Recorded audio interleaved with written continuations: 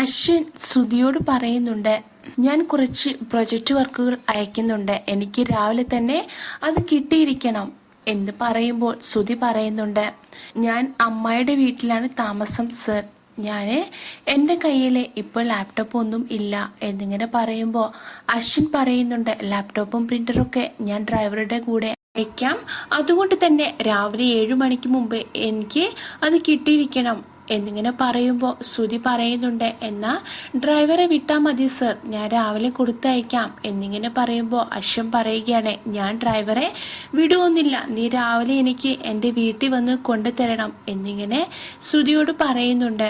അതേട്ട് ശ്രുതി, ഞാൻ ശ്രമിക്കാം സർ എന്നിങ്ങനെ പറയുന്നതിന് മുമ്പ് അശ്വൻ ഫോൺ കട്ട് ചെയ്യുകയാണ്. അങ്ങനെ ശ്രുതിയും പ്രീതിയും ഇരുന്ന് ടൈപ്പ് ചെയ്തുകൊണ്ടിരിക്കുമ്പോൾ ശ്രുതി പറയുന്നുണ്ട്, എത്ര വലിയ കൊമ്പനാന്ന് പറഞ്ഞിട്ട് എന്ത് കാര്യം, ഏതോ ഒരു തുരുമ്പിച്ച ടൈപ്പ് റൈറ്ററാണ് എനിക്ക് കൊടുത്തയച്ചത്, ഇതെനിക്ക് പണി തരാൻ വേണ്ടിയിട്ട് തന്നെയാ എന്നിങ്ങനെ പ്രീതിയോട് പറയുന്നുണ്ട്. പ്രീതി അങ്ങനെ അത് പറഞ്ഞു കൊടുക്കുമ്പോൾ പ്രീതിക്ക് ഉറക്കം വരുന്നുണ്ട്. ഇത് കണ്ടിട്ട് ശ്രുതി പറയുന്നുണ്ട്, ചേച്ചി പോയി കിടന്നോളൂ, ഇത് ഇന്നൊന്നും കഴിയില്ല, ഇന്നത്തെ പിറന്നാൾ തന്നെ ഞാൻ കാരണം ചേച്ചിയുടെ കുളമായി, അതുകൊണ്ട് ഇന്നത്തെ ഉറക്കം പോലും ചേച്ചിൻ്റെ കളയണ്ട, ചേച്ചി പോയി കിടന്നോളൂ എന്നിങ്ങനെ പറയുമ്പോൾ വേണ്ട മോളെ ഞാൻ പറഞ്ഞു തരാം എന്നിങ്ങനെ പറയുമ്പോൾ ശ്രുതി പറയാണ്, ഇങ്ങനെ ഉറങ്ങി പറഞ്ഞാൽ ഇത് എന്തെങ്കിലും തെറ്റിക്കഴിഞ്ഞാൽ പിന്നെ അതിനായിരിക്കും നാളെ പ്രശ്നം എന്നിങ്ങനെ പറഞ്ഞിട്ട് പ്രീതി പറയുകയാണ്, എന്നാൽ ശരി എന്തെങ്കിലും ഉണ്ടെങ്കിൽ നീ എന്നെ വിളിക്കണം എന്നിങ്ങനെ പറയുന്നുണ്ട്. അതിട്ട് ശ്രുതി ശരി ചേച്ചി എന്നിങ്ങനെ പറഞ്ഞ് സാധനങ്ങളെല്ലാം എടുത്ത് അപ്പുറത്തേക്ക് പോകുമ്പോൾ പ്രീതി ചോദിക്കുകയാണ്, നീ എങ്ങോട്ടേക്കാണ്? ഞാൻ അപ്പുറത്ത് പോയിരുന്ന് ചെയ്തോളാം ചേച്ചി എന്നിങ്ങനെ പറഞ്ഞിട്ട് ശ്രുതി അവിടുന്ന് പോകുന്നുണ്ട്. അങ്ങനെ അശ്വൻ ചിന്തിക്കുന്നുണ്ട്, ഈ പ്രാവശ്യം നീ എൻ്റെ കയ്യിൽ നിന്ന് രക്ഷപ്പെടുമെന്ന് വിചാരിക്കേണ്ട എന്നൊക്കെ പറഞ്ഞിങ്ങനെ അശ്വൻ കിടന്നും ഇരുന്നൊക്കെ ഇങ്ങനെ ആലോചിക്കുന്നുണ്ട്. ശ്രുതിയാണെങ്കിൽ ഉറക്കമൊഴിച്ച് വർക്കൊക്കെ ചെയ്യുന്നുണ്ട്. അങ്ങനെ രാവിലെ എല്ലാ വർക്കും കഴിഞ്ഞ് ശ്രുതി അശ്വന്റെ വീട്ടിലേക്ക് ചെല്ലുകയാണ്. അശ്വന്റെ വീട് കാണുമ്പോഴാണ് ശ്രുതിക്ക് ആ സാരി കൊടുത്ത ഓർമ്മ വന്നത്. അങ്ങനെ അവിടുത്തെ സെക്യൂരിറ്റിയോട് ചോദിക്കുന്നുണ്ട്, ഇവിടെ ഞാൻ വന്നിരുന്നതാണല്ലോ എന്നിങ്ങനെ പറയുമ്പോൾ അതെ എന്ന് പറയുന്നുണ്ട്. അപ്പോൾ ഇവിടുത്തെ ആരാണ് അശ്വൻ എന്നിങ്ങനെ ചോദിക്കുമ്പോൾ അശ്വൻ സാറിന്റെ ചേച്ചിയാണ് അഞ്ജലി മേഡം എന്നിങ്ങനെ പറയുമ്പോൾ ശ്രുതി ആകെ ഞെട്ടി നിൽക്കുന്നുണ്ട്. എന്ന് ശ്രുതി ഇങ്ങനെ പറയുന്നുണ്ട്, അഞ്ജലി മേഡം എത്ര നല്ല സ്വഭാവമുള്ളതാ, അതിൻ്റെയാണോ ആ അനിയൻ എന്നിങ്ങനെ ചിന്തിക്കുകയാണ്. എന്താ എന്നിങ്ങനെ ചോദിക്കുമ്പോൾ ഒന്നുമല്ല, എത്ര നല്ല മനുഷ്യരാണ് എന്നൊക്കെ ഇങ്ങനെ പറയുകയാണ്. അങ്ങനെ പറഞ്ഞുകൊണ്ടിരിക്കുമ്പോഴാണ് അഞ്ജലി അങ്ങോട്ടേക്ക് വരുന്നത്. അഞ്ജലി ശ്രുതിയെ കാണുമ്പോൾ അഞ്ജലിക്ക് ഒരുപാട് സന്തോഷമാവുന്നുണ്ട്. എന്നിട്ട് പറയുന്നുണ്ട്, അല്ല അന്ന് കണ്ടതല്ലേ, പിന്നെ കാണാനേ പറ്റിയില്ല, നിന്റെ നമ്പർ എൻ്റെ അടുത്തുനിന്ന് പോയതാണ്, അല്ലെങ്കിൽ ഞാൻ വിളിച്ചേനെ എന്നൊക്കെ അഞ്ജലി പറയുന്നുണ്ട്.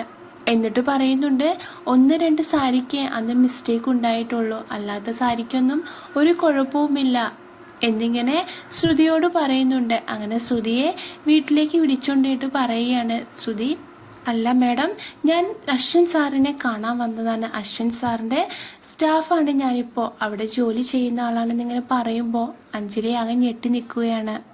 എന്നാ ഇവിടെ നിൽക്ക്, ഞാൻ അശ്വിനെ പോയി നോക്കി വരാം എന്നിങ്ങനെ പറയുമ്പോൾ ശ്രുതി അവിടെ നിൽക്കുമ്പോഴാണ് അങ്ങോട്ടേക്ക് മനോരമ വരുന്നത്. എന്നിട്ട് മനോരമ പറയുന്നുണ്ട്, അന്നത്തെ സാരീനെ കുറിച്ചല്ല കുറ്റപ്പെടുത്തിയിട്ട് പറയുകയാണ്, ഞാൻ ആരാന്ന് നിനക്കറിയോ, ഞാൻ പറഞ്ഞിട്ടാണ് അന്നത്തെ നിന്റെ ഓർഡർ ക്യാൻസൽ ചെയ്തേ എന്നിങ്ങനെ പറയുമ്പോൾ ശ്രുതി പറയുകയാണ്, ഓ നിങ്ങളാണോ എൻ്റെ ആ ബിസിനസ് കുളമാക്കിയേ എന്നിങ്ങനെ ചോദിക്കുന്നുണ്ട്. ഇത് കേട്ടിട്ട് മനോരമ പറയുന്നുണ്ട്, അതെ ഞാൻ മാത്സ് ചെയ്യുന്ന പോലെയാണ് എന്നിങ്ങനെ ചോദിക്കുമ്പോൾ ശ്രുതി പറയാണ്, എന്ത്, അതെ ഞാൻ കണക്ക് കൂട്ടുന്ന പോലെയാണ് ഇവിടുത്തെ കാര്യങ്ങൾ നടക്കുന്നത് എന്നിങ്ങനെ മനോരമ പറയുകയാണ്. എന്നിട്ട് പറയുന്നുണ്ട്, നിന്നോട് ആരാ ഇങ്ങോട്ടേക്ക് കയറി വരാൻ പറഞ്ഞ്, ഇറങ്ങി പോയിക്കോളാണോ ഇവിടുന്ന് എന്നൊക്കെ ഇങ്ങനെ പറഞ്ഞുകൊണ്ടിരിക്കുമ്പോഴാണ് അങ്ങോട്ടേക്ക് അഞ്ജലി വരുന്നത്. എന്നിട്ട് മനോരമയോട് പറയുന്നുണ്ട്, ആൻറ്റി അശ്വന്റെ സ്റ്റാഫാണ്, അശ്വന്റെ ഓഫീസിൽ വർക്ക് ചെയ്യുന്ന ആളാണ് എന്നിങ്ങനെ പറയുമ്പോൾ മനോരമ ഞെട്ടി നിൽക്കുകയാണ്. ഇവളോ, അശ്വൻ എന്തു പറ്റി, ഇവിടെ പോലെ ഒരു ഫ്രോഡിനെ ഓഫീസിൽ ജോയിൻ ചെയ്യാൻ എന്നൊക്കെ ഇങ്ങനെ മനോരമ കുറ്റപ്പെടുത്തുന്നുണ്ട് ശ്രുതിയെ. ഇത് കേട്ടിട്ട് ശ്രുതിക്ക് ഒരുപാട് സങ്കടപ്പെടുന്നുണ്ട്. അങ്ങനെ മനോരമ അവിടുന്ന് പോവുകയാണ്. എന്നിട്ട് അഞ്ജലി പറയുന്നുണ്ട്, അശ്വൻ മേളിലുണ്ടാവും, ഗാർഡനിൽ വർക്കായിരിക്കും എന്നിങ്ങനെ പറയുമ്പോൾ ശ്രുതി ഞെട്ടി നിൽക്കുകയാണ്. അശ്വൻ സാറ് ഗാർഡനിൽ വർക്കോ എന്നൊക്കെ ഇങ്ങനെ ചിന്തിക്കുമ്പോൾ മുത്തശ്ശി അഞ്ജലിയെ വിളിക്കുകയാണ്. അങ്ങനെ അഞ്ജലി പറയാണ്, നീ നേരെ മേളിലോട്ട് പോയാൽ മതി, അവിടെ ഉണ്ടാവും അശ്വൻ. ഞാൻ മുത്തശ്ശി വിളിക്കുന്നുണ്ട്, അങ്ങോട്ട് പോവട്ടെ എന്നൊക്കെ പറഞ്ഞ് അഞ്ജലി അവിടുന്ന് പോവുകയാണ്. അങ്ങനെ ശ്രുതി നേരെ അശ്വൻ അടുത്തേക്ക് ചെല്ലുമ്പോൾ അശ്വൻ സ്വിമ്മിംഗ് പൂളിന്റെ അവിടെ ഇങ്ങനെ നിൽക്കുന്നുണ്ട്. പെട്ടെന്ന് സാറേ എന്നിങ്ങനെ വിളിക്കുമ്പോൾ അശ്വൻ തിരിഞ്ഞു നോക്കുമ്പോൾ ശ്രുതിയെ കാണുന്നു. ശ്രുതിയെ കാണുന്ന ഞെട്ടലിൽ അശ്വൻ ആ സ്വിമ്മിംഗ് പൂളിലേക്ക് വീഴാൻ പോവുകയാണ്. പെട്ടെന്ന് തന്നെ ശ്രുതി കയറി പിടിക്കുന്നുണ്ട്. ശ്രുതിയുടെ കയ്യിലുള്ള ആ ടൈപ്പ് റൈറ്റർ ആ സ്വിമ്മിംഗ് പൂളിൽ വീഴുകയാണ്. ശ്രുതിയും കയറി അശ്വൻ പിടിക്കുകയാണ്. രണ്ടുപേരും പരസ്പരം അങ്ങോട്ടും ഇങ്ങോട്ടും ഇങ്ങനെ നോക്കി നിൽക്കുന്നുണ്ട്. പെട്ടെന്ന് തന്നെ ശ്രുതി അശ്വനെ വിടുകയാണ്. അശ്വനും ശ്രുതിയെ വിട്ടിട്ട് അങ്ങോട്ടേക്ക് അഞ്ജലി വരുന്നുണ്ട്. എന്താ ഇവിടെ എന്നിങ്ങനെ ചോദിക്കുമ്പോൾ ശ്രുതി പറയാണ്, അശ്വൻ സാർ അങ്ങോട്ടേക്ക് വീഴാൻ പോകുമ്പോൾ ഞാൻ കയറി പിടിച്ചു എന്നിങ്ങനെ പറയുമ്പോൾ അശ്വൻ പറയാണ്, നീയല്ലേ അങ്ങോട്ടേക്ക് വീഴാൻ പോയത്, ഞാനല്ലേ നിന്നെ പിടിച്ചേ എന്നിങ്ങനെ അങ്ങോട്ടേക്കും ഇങ്ങോട്ടും ഇങ്ങനെ തർക്കിക്കുകയാണ്. ഇത് കേട്ടിട്ട് അഞ്ജലി പറയുന്നുണ്ട്, ശരി ശരി, ആർക്കും ഒന്നും സംഭവിച്ചില്ലല്ലോ, അതേതായാലും നന്നായി എന്നിങ്ങനെ പറഞ്ഞിട്ട് ആ ഫയല് അശ്വന് കൊടുക്കുകയാണ്. അങ്ങനെ അശ്വൻ പറയുന്നുണ്ട്, ശരി ശരി നീ പോയിക്കോ എന്നിങ്ങനെ പറയുമ്പോൾ അഞ്ജലി പറയുന്നുണ്ട്, എങ്ങോട്ടേക്ക് പോകാൻ, നീ ബ്രേക്ക്ഫാസ്റ്റ് കഴിച്ചിട്ട് പോയാൽ മതി വാ എന്നിങ്ങനെ പറഞ്ഞിട്ട് ശ്രുതിയെ വിളിച്ചോണ്ട് പോകുമ്പോൾ അശ്വൻ ഇങ്ങനെ തുറിച്ച് നോക്കുകയാണ്. ഇത് കണ്ടിട്ട് ശ്രുതി പറയുന്നുണ്ട്, വേണ്ട ഞാൻ പോവുകയാണ് എന്നിങ്ങനെ പറയുമ്പോൾ അഞ്ജലി നിർബന്ധിച്ച് ബ്രേക്ക്ഫാസ്റ്റ് കഴിക്കാൻ കൊണ്ടുപോവുകയാണ്. അങ്ങനെ മുത്തശ്ശീൻ്റെ അടുത്തേക്ക് ചെന്ന് ഇരുത്തുമ്പോൾ മുത്തശ്ശി നിർബന്ധിച്ച് ഇരിക്കുന്നുണ്ട്. അപ്പോഴാണ് അങ്ങോട്ടേക്ക് മനോരമ വരുന്നത്. സാമ്പാറുമായി വരുന്ന മനോരമ ശ്രുതിയെ കണ്ടിട്ട് പറയുന്നുണ്ട്, അശ്വന്റെ ചെയറിലാണോ നീ ഇരിക്കുന്നേ എന്നിങ്ങനെ ചോദിച്ചിട്ട് പെട്ടെന്ന് തന്നെ ശ്രുതി അവിടുന്ന് ഞെട്ടി എണീക്കുന്നുണ്ട്. ഇത് കണ്ടിട്ട് മുത്തശ്ശി പറയുന്നുണ്ട്, അശ്വൻ അഞ്ജലിയുടെ അടുത്തിരുന്നോളും, നീ ഇപ്പം അവിടെ ഇരിക്കും മോളെ എന്നിങ്ങനെ പറഞ്ഞിട്ട് ശ്രുതിയെ നിർബന്ധിച്ച് ഇരുത്തുന്നുണ്ട്. അപ്പോഴാണ് അശ്വൻ അങ്ങോട്ടേക്ക് ബ്രേക്ക്ഫാസ്റ്റ് കഴിക്കാൻ വരുന്നത്. പേടിച്ച് നിൽക്കുകയാണ് ശ്രുതി. ശ്രുതി പറയുന്നുണ്ട്, എനിക്ക് വേണ്ട മുത്തശ്ശി ഞാൻ പോട്ടെ എന്നിങ്ങനെ പറയുമ്പോൾ നീ കഴിച്ചു പോയാൽ മതി മോളെ എന്നിങ്ങനെ പറഞ്ഞ് നിർബന്ധിക്കുകയാണ്. പെട്ടെന്ന് തന്നെ ശ്രുതി തുമ്മുകയാണ്. അതുകൊണ്ട് അശ്വനും തുമ്മുന്നുണ്ട്. ഇത് കണ്ട് എല്ലാവരും ഇങ്ങനെ ഞെട്ടി നിൽക്കുന്നുണ്ട്. എന്നിട്ട് പറയുന്നുണ്ട്, എന്താ മോളെ നീയും ഇന്നലെ മഴ കൊണ്ടോ എന്നിങ്ങനെ ചോദിക്കുകയാണ്. അശ്വനാണെങ്കിൽ ശ്രുതിയെ തുറിച്ചു നോക്കുകയാണ്. അപ്പോഴാണ് അശ്വനൊരു ഫോൺ കോൾ വരുന്നത്. അശ്വൻ ആ ഫോണുമായി പുറത്തേക്ക് പോകുമ്പോൾ അഞ്ജലിയും ഒപ്പം പോകുന്നുണ്ട്.